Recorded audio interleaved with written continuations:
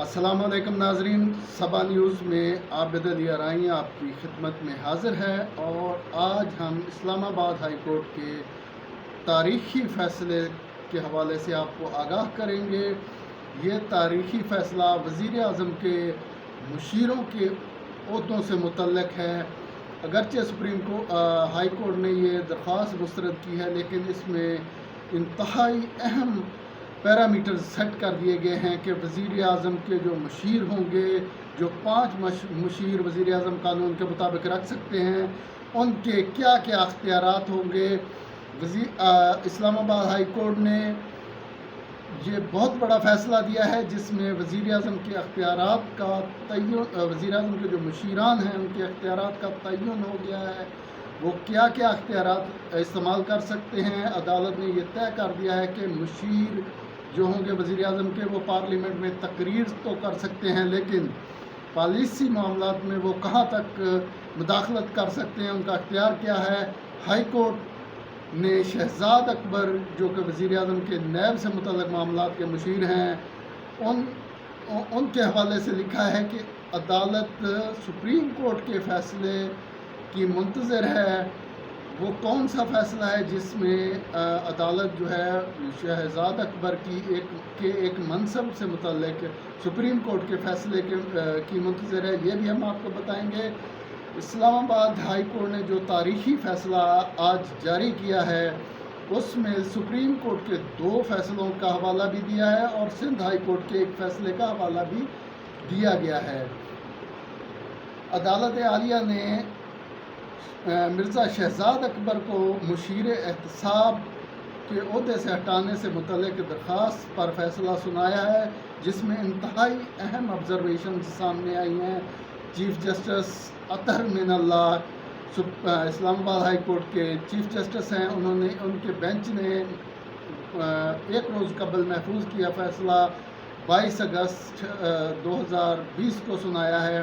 درخواست گزار جو تھے وہ پرویز ظہور ان کا نام ہے، ان کی طرف سے امان اللہ کندرانی ایڈوکیٹ جو سپریم کورٹ بار کے سابق صدر بھی رہے ہیں، وہ عدالت میں پیش ہوئے تھے۔ انہوں نے دلائل دیے اور عدالت نے اگرچہ ان کی درخواست جو ہے وہ سماعت کے لیے منظور نہیں کی، لیکن اس میں انتہائی اہم فیصلہ سنا دیا ہے، جس کی جو ہدایات جاری کی گئی ہیں اس میں وزیر اعظم کے جو بھی مشیر ہوں گے ان کو پابند کر دیا گیا ہے کہ وہ کیا کیا اختیارات استعمال کر سکتے ہیں۔ یہ فیصلہ 9 صفحات پر مشتمل ہے، جس کے متن جو کرکس ہے وہ میں آپ کو آج بتاؤں گا۔ اس میں عدالت نے اپنے فیصلے میں لکھا ہے کہ کیس کے ریکارڈ میں ایسا کوئی مواد پیش نہیں کیا گیا کہ شہزاد اکبر نیب کے معاملات میں مداخلت کر رہے ہیں۔ ریکارڈ پر ایسا کچھ نہیں ہے کہ پٹیشنر کے حقوق بھی شہزاد اکبر کے کسی عمل سے متاثر ہوں، تو اس لیے یہ جو درخواست ہے وہ قابل سماعت نہیں ہے۔ عدالت نے اس درخواست پر کسی فریق کو بھی نوٹس جاری نہیں کیا، لیکن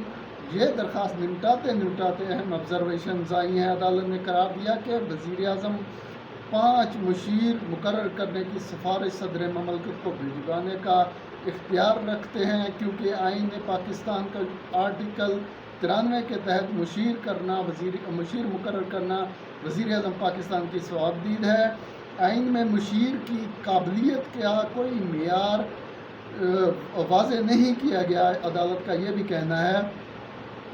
چیف جسٹس اسلام آباد ہائی کورٹ نے شہزاد اکبر کی مشیر داخلہ تعیناتی کے خلاف یہ جو درخواست تھی، یعنی یہ 2 عہدوں کے خلاف درخواست دائر تھی، ایک تو ان کو مشیر داخلہ تعینات کیا گیا اور دوسرا ان کو چیئرمین ایسٹ ریکوری یونٹ تعینات کیا گیا ہے، جو وزیر اعظم ہاؤس کے اندر ایسٹ ریکوری یونٹ کام کر رہا ہے۔ اس سے متعلق یہ دونوں عہدوں کو چیلنج کیا گیا تھا اس درخواست میں۔ تو عدالت یہ کہتی ہے کہ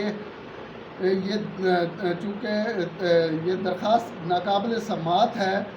شہزاد اکبر کے بطور چیئرمین ایسٹ ریکوری یونٹ کے معاملے کو اس وقت نہیں دیکھا جا سکتا، کیونکہ ایک تو شہزاد اکبر کی بطور چیئرمین ایسٹ ریکوری یونٹ تقرری کا نوٹیفیکیشن بھی پیش نہیں کیا گیا، دوسرا یہ ہے کہ شہزاد اکبر کے چیئرمین ایسٹ ریکوری یونٹ کے حوالے سے سپریم کورٹ کا تفصیلی فیصلہ آنے کا انتظار ہے۔ سپریم کورٹ کا جو تفصیلی فیصلہ جسٹس قاضی فائز عیسیٰ کے کیس میں آنا ہے، کیونکہ اس میں جسٹس قاضی فائز عیسیٰ نے یہ چیلنج کیا تھا ان کی تقرری کو بطور چیئرمین ایسٹ ریکوری، اور بہت سارے سوالات اٹھائے تھے۔ اس لیے عدالت کو، اسلام آباد ہائی کورٹ کو سپریم کورٹ کے اس فیصلے کا انتظار ہے۔ عدالت نے فیصلے میں لکھا ہے کہ مشیر کا عہدہ وفاقی وزیر کے برابر ہونے کا مطلب یہ نہیں ہے کہ مشیر وفاقی وزیر کو حاصل تمام اختیارات کو استعمال کر سکتا ہے۔ فیصلے میں یہ بھی کہا گیا ہے کہ وزیر اعظم کے مشیر کا کسی وزارت یا ڈویژن کی پالیسی میں کوئی عمل دخل نہیں، اور نہ ہی مشیر کسی پالیسی پر عمل درآمد کرانے کی ہدایت دے سکتا ہے، یعنی وہ وزارت کے لوگوں کو کسی پالیسی پر عمل درآمد کرنے کی ہدایت بھی نہیں دے سکتا۔ ہر وزارت کی عدالت نے کہا ہے کہ وزارت کو چلانے والا یا وزارت کے امور کو چلانے والا جو پرنسپل افسر ہوتا ہے وہ سیکٹری ہوتا ہے، اور سیکٹری کی ذمہ داری ہے کہ وہ قواعد و ضوابط کے مطابق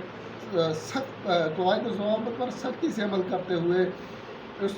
تمام امور کو چلائے، اور اس عمل میں کسی کو مداخلت کی اجازت نہیں دی جانی چاہیے۔ عدالت نے لکھا ہے کہ مشیر نہ وفاقی کابینہ کا حصہ ہوتا ہے، نہ ہی کابینہ کے اجلاس میں شرکت کر سکتا ہے، تاہم وزیر اعظم کی ثوابدید ہے، وہ چاہیں تو مشیر کو کابینہ کے اجلاس میں شرکت کے لیے دعوت دے کر بلا سکتے ہیں۔ عدالت نے اس توقع کا اظہار کیا ہے کہ مرزا شہباز اکبر جو ہیں بطور مشیر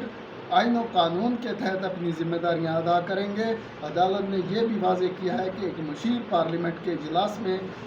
شرکت کر سکتا ہے، اجلاس میں بات کر سکتا ہے، لیکن وہ ووٹ نہیں دے سکتا۔ اسلام آباد ہائی کورٹ نے شہزاد اکبر کو بطور مشیر نیب یا ایف آئی اے میں مداخلت سے روکتے ہوئے آبزرویشن دی ہے کہ قانون کے مطابق مشیر کے پاس ایسا کوئی اختیار نہیں کہ وہ نیب یا ایف آئی اے کو بالواسطہ یا بلا واسطہ ڈائریکٹ یا انڈائریکٹ کوئی ہدایت جاری کر سکے یا معاملات میں مداخلت کر سکے۔ عدالت نے کہا ہے کہ نیب یا ایف آئی اے میں کسی قسم کی بھی مداخلت